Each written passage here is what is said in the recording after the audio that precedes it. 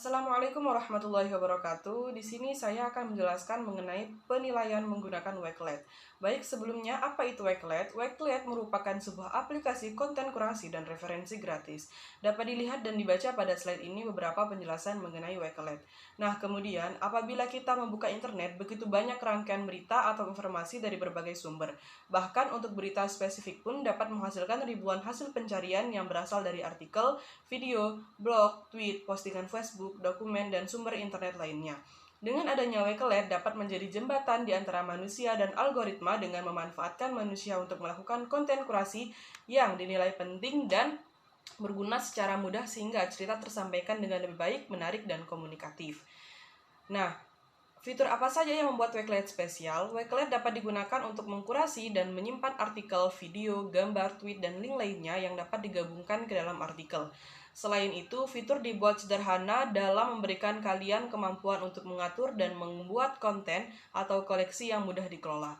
Wakelet memungkinkan kalian untuk mengekspor konten atau koleksi yang telah kalian buat dan mengizinkan kalian untuk menempelkan link dari berbagai sumber, misalnya Facebook, Instagram, Tumblr, YouTube, Twitter, dan lainnya.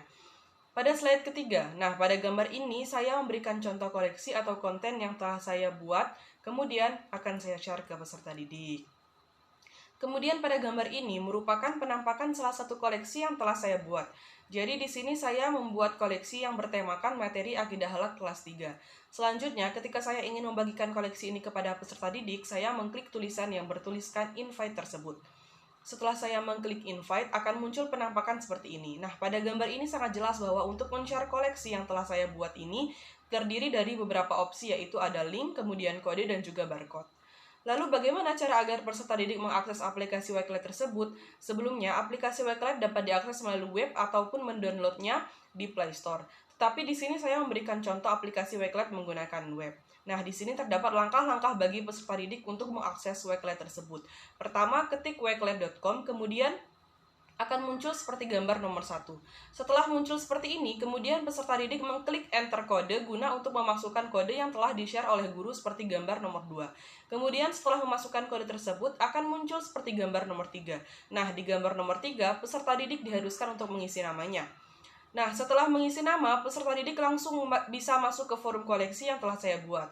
Jadi pada koleksi ini saya tidak hanya memberikan soal, akan tetapi saya juga men-share buku akidah akhlak dalam bentuk PDF agar menjadi acuan dalam mengerjakan soal tersebut.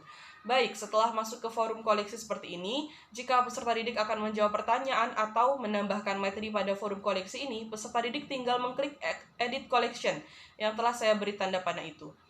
Baik, pada slide ini saya memberi contoh bukti penerapan pembelajaran menggunakan aplikasi Wakelet dengan peserta didik. Pada foto ini, peserta didik sedang mengerjakan soal yang terdapat di koleksi yang telah saya buat sebelumnya.